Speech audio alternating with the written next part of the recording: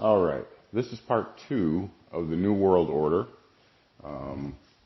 Hopefully you can hear me just as good as the first recording. I'm on a headset, so if you notice a difference in the quality or level of volume, that's probably why.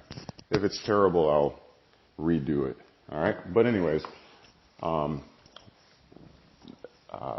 if you haven't caught part 1, you want to go and catch part 1. Because I'm just going to continue on from there. I'm not really going to reiterate or further elaborate. All right, so anyways, in 1 Samuel, all right, chapter 8 of the Bible, the Old Testament, of course, we have the record of the request by Israel for a king. Okay, at one time, and up until this point, the people had more of a godlike relationship. Okay, where laws were handed down by, the one true God, the God of Abraham, Isaac, and Jacob, and the prophet, the man of God, Samuel, at this particular time, in 1 Samuel, would bring that law, that word, to the people. Okay? And we find that in this chapter that the other nations are looked at as having something that the children of Israel, in this particular case, don't have. And they're feeling like they're lacking in a personal relationship with a man king. All right. And plus, if you think about it, you have the children of Israel, part of their complaint, or, could be that, having the one true God, the Creator, as their leader, their king, that's quite a bill to pay. Being that he is perfect and he doesn't make mistakes, and so they perhaps felt that the standard that they had to live up to was just too much to bear.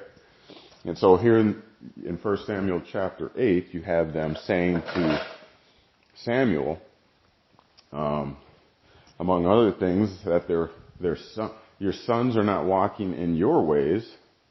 They were taking bribes and things. It was what typically happens in a nobility type aristocracy, where a certain few are in power and in control, and their posterity takes, the power stays within the lineage and in the family. And so this is what was happening here. Samuel's sons were not walking in his ways, taking bribes and things, and being particular to certain people. And we see that even today, and we've seen that through the history of the world.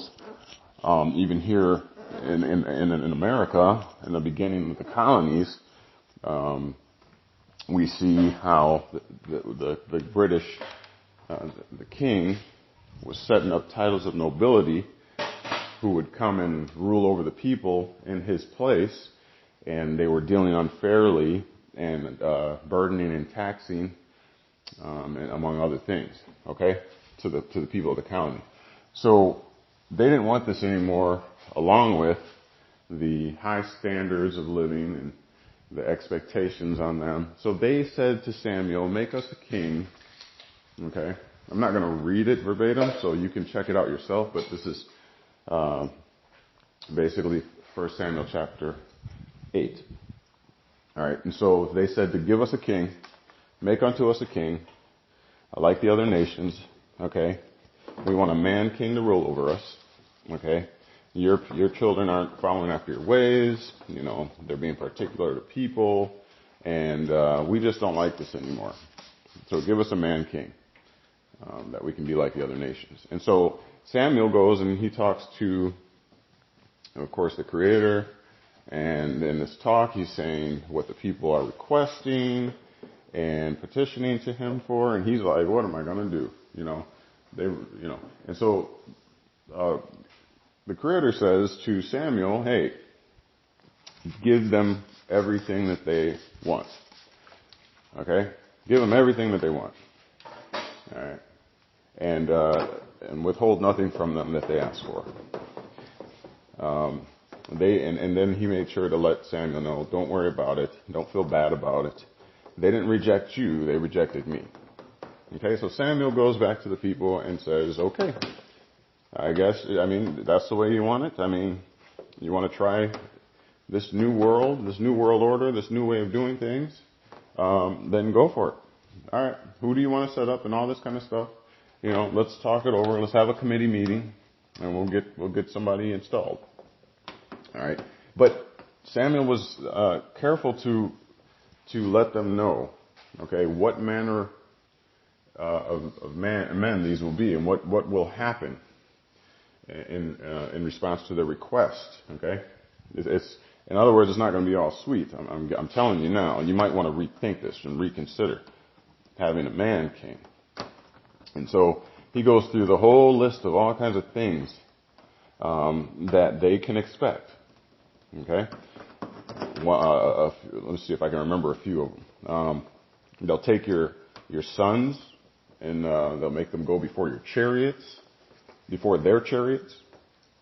Okay? Kind of like on the front line, because back then the kings went to war. A lot of times, the mighty kings, they led. But this particular instance, Samuel's letting them know that he's going to put your sons before his chariots. Okay, so essentially, in today's terminology, that would be similar to being put on the front line. Okay, even ahead of the king. All right, in the very heat of the battle. Okay, and also you'll take your daughters and make them his maidservants. Okay, in biblical times, it's notorious for kings to have multiple concubines and women and servants and things like that, right? Okay. So I'm going to take your daughter from you and make her his. Okay? For his purposes. Okay, this is all that this man king is going to do. Samuel's warning them to reconsider. Okay? Other things. He's going to institute taxes. Taking your hard-earned money away from you. All right? So these are all things. You see we have this today. All right, so nevertheless, the people still murmured, they still complained, and they still requested the king. They want a man king. I don't care that this is the results of what is going to come about. We want a king. So Samuel gives them a king. So, without going any further, you can read the rest on your own, but the point is that the people wanted a new world order. Okay? A new world order. That's what they wanted. And that's what they got. And this new world order, although they would be just like the other nations, okay, was not a good thing.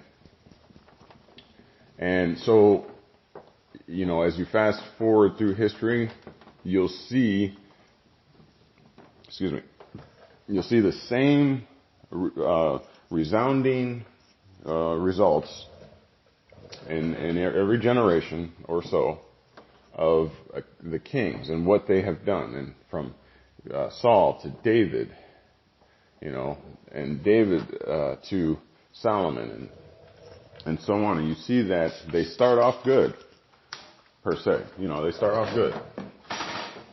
And then eventually they fall off. Greed sets in.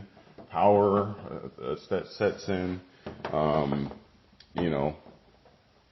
Even, in David's case, he's coveting after another man's wife, takes her and murders her husband, sending him to the front line, which, just like Samuel said, this is what the king is going to do. So he takes Bathsheba, I think her name is, Bathsheba, and sends Uriah the Hittite to the front of the line, knowing full well that he's going to be killed more than likely, And that's exactly what happened, and he takes her. Okay, if you want to know more about that story, you can find it in the Bible, because it's there. Okay, so we see that Samuel was right. Okay, even in a man like, with high stature and status throughout history, like King David. All right. So this is the new world order. It's been evolving. It's been steadily increasing since the beginning of time. That was my whole purpose of going back into biblical times. Now, if you fast forward to the Middle Ages and in times like Constantine, okay, you'll see that when he came and kind of took over Christianity, kind of merging a pagan doctrine and religion with Christianity, okay, he said that he had a vision, okay, and in this vision, he saw a burning cross, okay, and on that cross, he said, were the words, "With this you shall conquer."